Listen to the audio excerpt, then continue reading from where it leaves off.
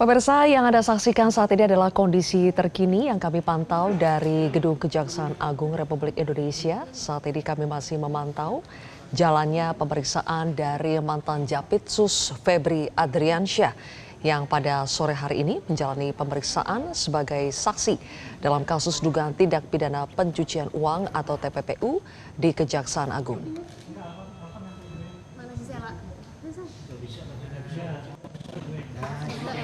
Setelah menjalani pemeriksaan selama kurang lebih 4 jam, sampai saat ini kami masih menantikan apakah Febri Adriansyah akan keluar dari gedung pemeriksaan masih dengan statusnya sebagai saksi atau nanti akan berubah statusnya menjadi tahanan. Dan pemirsa, saat ini kami ajak Anda untuk langsung bergabung dengan reporter Metro TV, ada Ifdal yang akan melaporkan langsung bagaimana perkembangan terkini pemeriksaan Febri Adriansyah di Kejaksaan Agung. Silakan Ifdal. Baik, selamat malam. Pemirsa, saya saat ini berada di gedung utama Kejaksaan Agung dan betul saja saat ini terlihat adanya tanda-tanda bahwa proses dari pemeriksaan Febri Adriansyah akan segera berakhir ataupun kami belum bisa memastikan apakah akan keluar saat ini atau masih menunggu waktu, akan tetapi memang bisa dilihat di sebelah saya di sini sudah terparkir mobil tahanan dari Kejaksaan Agung, tertulis Pitsus dari Kejaksaan Agung, Eva dan juga pemirsa. Dan mobil ini baru saja sekitar 5 menit lalu baru saja terparkir di kawasan gedung utama Kejaksaan Agung. Sebelumnya memang berdasarkan informasi yang kami terima dari pihak Kejaksaan Agung bahwa ex-Jampitsus Febri Adriansyah telah dilakukan pemeriksaan sejak pukul 13.00 waktu Indonesia Barat, sedikit beberapa waktu setelah ibadah sholat Jumat begitu. Akan tetapi memang kedatangan dari Febri Adriansyah sendiri kami tidak bisa mengetahui ataupun kami tidak mendapatkan visual dan juga penglihatan secara langsung dari kedatangan Febri Adriansyah. Begitupun dari pihak Kejaksaan Agung belum ada informasi dan juga konfirmasi terkait dari mana dan lewat mana Febri Adriansyah masuk ke kawasan Kejaksaan Agung, sehingga memang informasi yang kami terima baru saja sekitar sore hari bahwa Febri telah diperiksa sekitar pukul 13.00 waktu Indonesia Barat. Adapun pemeriksaan Febri Adriansyah ex-Jampitsus Kejagung tersebut dilakukan atas sprindik terbaru, sprindik keempat yang baru saja rilis tanggal 20 Juli 2026.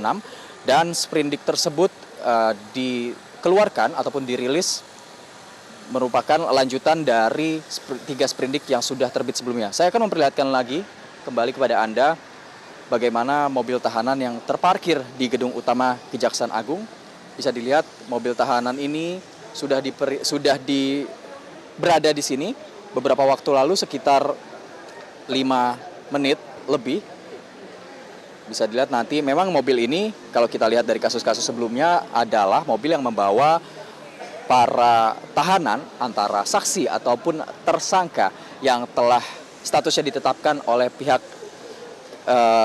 kejaksaan, baik jaksa penuntut umum dari kejaksaan ataupun dari KPK. Mobilnya serupa ya, tapi memang kalau dilihat ini tertulis jelas bahwa ini mobil dari Kejaksaan Agung RI ataupun mobil tahanan. Dan informasi yang kami terima adalah selanjutnya setelah diperiksa di kawasan Kejaksaan Agung, Febri Adriansyah akan dibawa langsung ke rumah tahanan yang berada di KPK atau K4 begitu, yang berada di Gedung Merah Putih Komisi Pemberantasan Korupsi. Dan menariknya memang terkait status dari Febri Adriansyah ini sendiri, tadi baru dijelaskan kembali oleh Jamwas ataupun Jaksa Agung Muda bidang pengawasan Kejaksaan Agung. Ia menjelaskan bahwa memang untuk terkait sprindik yang terbaru ini akan memeriksa 4 saksi, termasuk Febri Adriansyah, NH, TS, dan juga Don Rito. Namun memang pemeriksaan Febri sebagai saksi di sprindik baru ini tidak menggugurkan sprindik-sprindik sebelumnya, yang mana 3 sprindik dikeluarkan oleh pihak Kejaksaan Agung tanggal 13 Juli 2026, yang mana dalam sprindik nomor 45 itu Kejaksaan Agung lewat Kapus Penkum Anung Supriyatna telah mengklarifikasi bahwa dalam Sprindik nomor 45 Kejaksaan Agung telah melanjutkan penetapan status Febri Adriansyah sebagai tersangka setelah dilimpahkan kasusnya dari tim penyidik Joint Investigation antara Kortas Tipikor Polri bersama dengan Polda Metro Jaya, sehingga dari Sprindik nomor 45 tersebut telah ditetapkan 2 tersangka dalam kasus dugaan korupsi dan juga tindak pidana pencucian uang dalam kasus Asabri yang merupakan asuransi dari perusahaan plat merah, yang mana tersangkanya ada 2, yaitu Febri Adriansyah dan juga Don Rito. Kemudian sekitar siang tadi, seusai pelantikan para pejabat dari Kejaksaan Agung, 5 lebih tepatnya pejabat dari Kejaksaan Agung, pihak dari Jamwas Kejagung, Rudi Margono menjelaskan juga sekaligus mengklarifikasi ya bahwa ia merespons lebih tepatnya beberapa pernyataan dari pakar hukum yang mengkritik terkait kasus pelimpahan perkara dari polisi ke Kejaksaan Agung yang disebut tidak ada dasar hukumnya. Ia menjelaskan bahwa terkait hal itu adalah tidak benar dan menjelaskan bahwa sebelumnya kasus serupa pernah terjadi yang mana dari tim Polda Metro Jaya pernah melimpahkan kasus Asabri kepada Kejaksaan Agung. Lebih lanjut, untuk hari ini, pemeriksaan yang dilakukan hari ini merupakan pemeriksaan dalam panggilan kedua, begitu, terkait sprindik yang keempat yang sudah dirilis oleh Kejaksaan Agung, yang mana sebetulnya pada hari Rabu kemarin, tanggal 22 Juli 2026, Febri Adriansyah dan juga 3 saksi lainnya sudah dipanggil untuk dilakukan pemeriksaan sebagai saksi ya. Akan tetapi memang dalam panggilan itu ada 2 yang tidak datang, tidak hadir, Febri Adriansyah pertama, kedua adalah saksi berinisial NH. Untuk saksi berinisial NH tidak menghadiri panggilan dari Kejaksaan Agung tanpa adanya keterangan yang jelas. Sedangkan Febri Adriansyah disebutkan oleh Kapus Penkum Kejaksaan Agung bahwa tidak hadir lantaran alasan kesehatan atau sakit. Dan memang pihak dari Kejaksaan Agung juga telah menjelaskan bahwa setelah tidak mengindahkan ataupun tidak hadir dalam panggilan pertama, kini dalam panggilan kedua terbukti bahwa Febri hadir ya pada pukul 13 waktu Indonesia Barat tadi. Adapun memang jika tidak hadir sudah disiapkan mekanisme penjemputan paksa sesuai dengan pasal 28 pasal 28 KUHP maksud saya. Untuk sementara demikian, Eva. Baik, Ifdal dengan Zilvia di studio. Ifdal, tadi Anda sempat mengatakan bahwa ada informasi awal bahwa kemungkinan jika Febri jadi ditahan hari ini maka ia akan dibawa ke rutan KPK. Dari mana informasi awal ini berasal dan apakah juga ada informasi kenapa rutan KPK yang kemudian dipilih? Baik Zilvia dan juga pemirsa, untuk terkait pemindahan posisi Febri dari Kejaksaan Agung menuju ke rumah tahanan KPK, sebetulnya informasi yang kami dapatkan dari sesama kami awak pers yang memang meliput di sejumlah titik ya dari Kejaksaan Agung dan juga meliput di kawasan KPK. Begitu kami saling bertukar informasi dan memang mendapatkan informasi tersebut yang kami coba konfirmasi kembali kepada pihak-pihak berwenang. Dan memang berdasarkan kabar tersebut sudah dapat dipastikan bahwa Febri Adriansyah akan dibawa ke rumah tahanan KPK. Akan tetapi untuk jam pastinya keberangkatan ataupun pemindahan Febri Adriansyah dari Kejaksaan Agung menuju ke rutan KPK keempat di kawasan Gedung Merah Putih Komisi Pemberantasan Korupsi, kami belum mengetahui lebih detail kapan akan dibawa.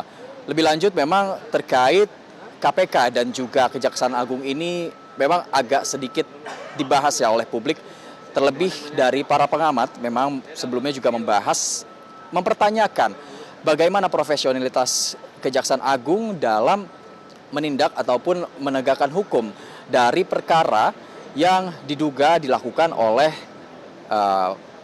jaksanya sendiri, yaitu ex-Jampitsus Febri Adriansyah.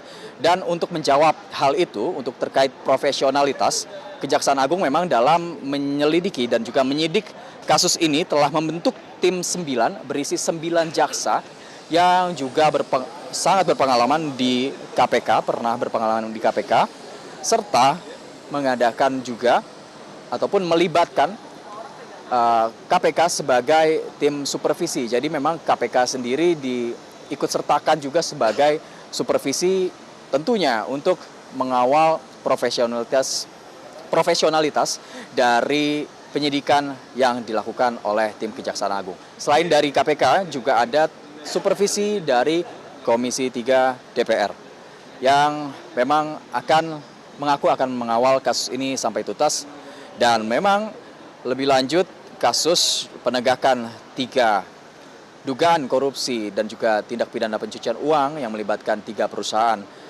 plat merah. Yang pertama perusahaan yang bergerak di PLTU Batubara yang menghasilkan blackout beberapa waktu lalu di Sumatera dan juga di wilayah lainnya. Kemudian juga pihak perusahaan dari asuransi, dan juga yang ketiga merupakan kasus dari pelunasan utang anak perusahaan yang bergerak di bidang baja.